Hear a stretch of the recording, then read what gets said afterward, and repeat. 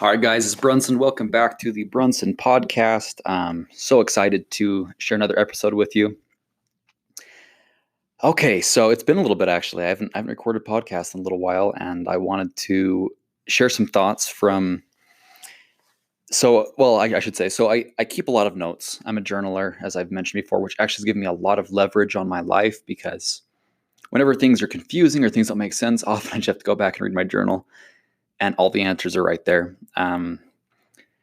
Again, life is not really a game of discovering new truth. It's more of a game of rediscovering the things we already know.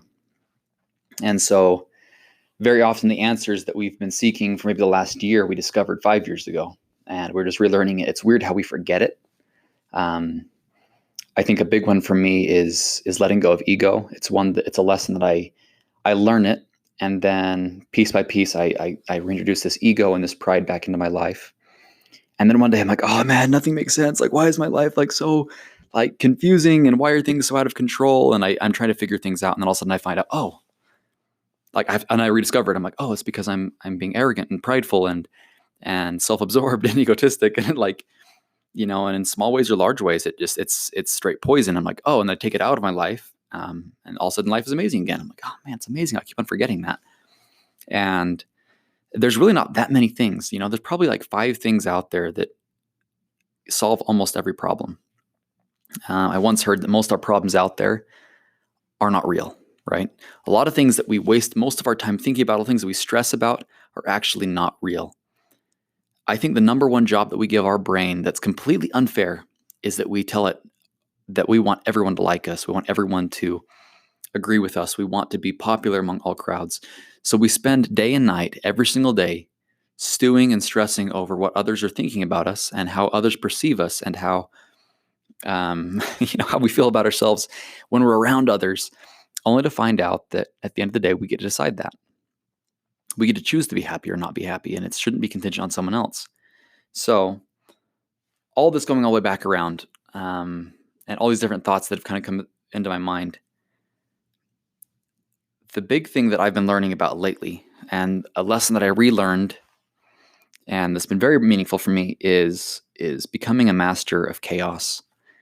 So what we like to believe is that life is black and white. We like to believe that there's rules. We like to believe in an idea of fair, and we just have to kind of wake up and realize it's just not true.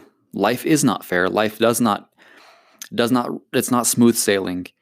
I'll share a personal story. So something that I really enjoy doing is water skiing.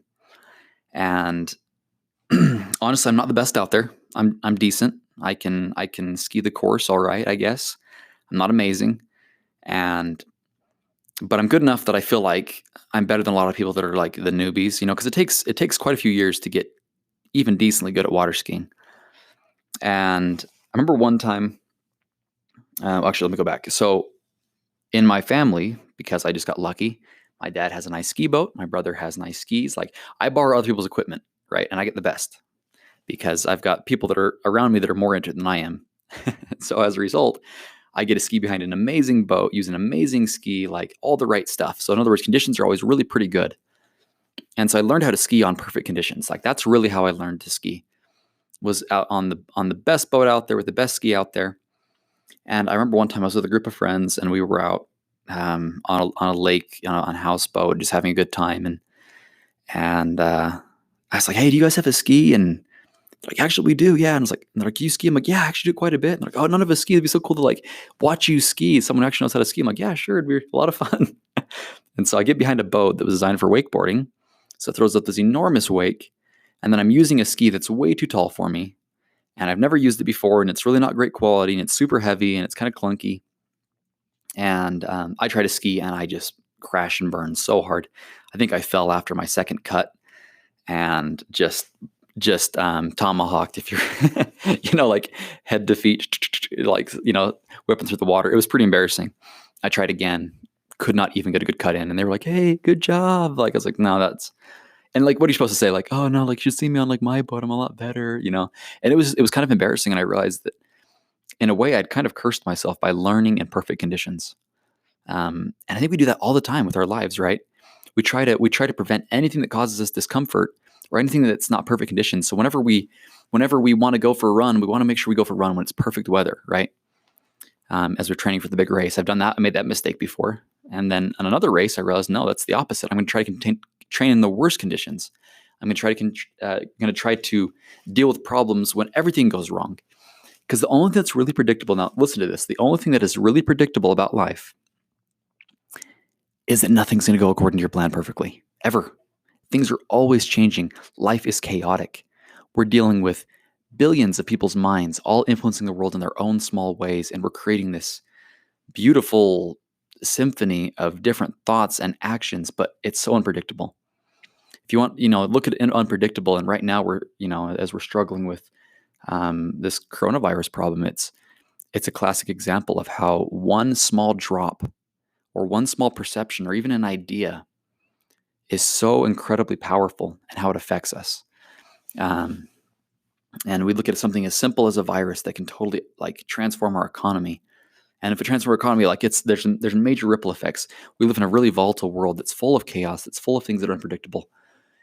And rather than saying, as a lot of people do, there's a lot of pride right now of people who are doing well financially and saying, hey, I'm just killing it right now. But I'm like, yeah, but we're in the best economy we've ever seen. Ever in your lifetime. We've never seen a better economy. We've never seen more growth and more opportunity and easier entry for new businesses ever. Again, we're learning in perfect circumstances. But you look at the people who survived the last Great Recession, or like my grandpa who was raised in the Great Depression. For him, he learned in a very chaotic circumstance how to make money. And so when the economy was great, he just killed it. And that's often the best thing. We try to learn in hard circumstances. We try to put ourselves into instability constantly. Now, I'm not saying that we have to do crazy measures on that, but I am saying that rather than trying to be around people who pat you on the back and say, hey, good job, it's all right to be around people who perhaps are more critical of you. We don't like that, though. We don't like anyone that makes us uncomfortable. We don't want to be around them because they bring out insecurities in us. But at the end of the day, they're the true friend, and it's in an odd way. I love a few of Shakespeare's plays that he wrote. And in Twelfth Night, there was this particular character, the jester character. I don't actually remember his name, but he said this quote that actually it's one of the few things in college that actually stuck with me. So listen up, guys. This is my college education of 7 semesters condensed down into one statement. This guy said, a character asks this jester. He says, "Hey," he said, "How's your life?" And he said something along the lines of, the worse for my friends and the better for my enemies, or something like that. And he's like, what do you mean?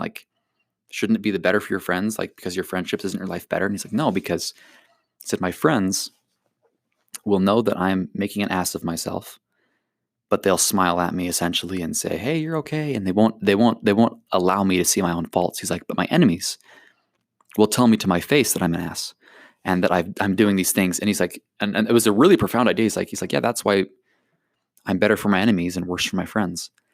And it was such an amazing concept because we don't like that. We live in a world where everyone tries to say, hey, you're good enough as you are. And you are. But that doesn't mean that you shouldn't change. That doesn't mean you shouldn't adapt. That doesn't mean that you should just remain the way you are. If life is causing you unhappiness and you're not feeling happy, the worst thing ever is a friend to walk up and say, hey, just ignore all that. Just don't worry about it. Granted, I'm not in any way pushing away that we should choose to be happy, and I do believe in that. But if we are doing things that are inherently wrong and reaping unhappy results, and people say, "Hey, just don't you're good enough, you're good enough, you're good enough. You don't need to change anything. Just stay as you are," and that's a lot of what our culture has become. Is that kind of a soft culture, sympathetic, and granted, I'm a huge believer in empathy and love, but sometimes it can be very destructive to have people only tell you, hey, how do I look in this? How do I look in this outfit? And they're like, oh, you just look amazing. You do you. And don't worry about it. And then I think a true friend would say, hey, I think you kind of look like an idiot when you wear that, and I'm really grateful. I've got friends in my life that tell me that. I don't always listen to them because you can't be ruled by people's opinions, but it is nice to have people out there who will tell you the hard truth. And that's just the social aspect. Now let's consider like other aspects. Rather than training in perfect circumstances, train in the weather, train in the heat and the cold. If you're going to, almost anything that you do, if you're trying to learn a new skill, something I loved from a book that I read, this guy was learning a martial art, and he said, and he wanted to become a world champion. He said, the only thing, and this is really what sparked this idea is when I read this book that he said, I realized that the only thing that was predictable about these matches that I was getting into and this competition that I was doing was that people were going to cheat. They were going to sabotage me. They were going to find loopholes. They were going to change things. The referee was going to screw me over. He's like, the only way I was going to win was by a landslide. I had to make it so obvious that there was no other way they could claim anything but that I won. He's like, so I wasn't fighting a fair fight. And I could have sat there and whined and said, it's not fair. And I could have complained. He's like, no, but I didn't do that. So instead, he found the most barbaric person to train with. He found the guy that was famous for injuring people, who was overly aggressive, who was like, he's like, because I knew that he was the worst. He's like, I found the worst case scenario to train with. So this guy was awful to deal with, and nobody liked to train with him. He's like, I picked him. I handpicked him every time. And every day he beat the crap out of me. And every day I got stronger. And every day I started to learn to like grow a shell. And at the end of it, he's like, yeah, I can take anybody now. I just dealt with the worst for this whole training period. I dealt with the most tough guy out there, the one who was the hardest on me, the one that was the most, difficult. And by similar token, we often run away from people in our lives who make us feel uncomfortable or bring out the insecurity in us. And I think that really we have to get outside of our own minds a little bit. We're often just trying to run away from our problems. And I think that as we try to face them, go head to head with them, we really do find a lot of power.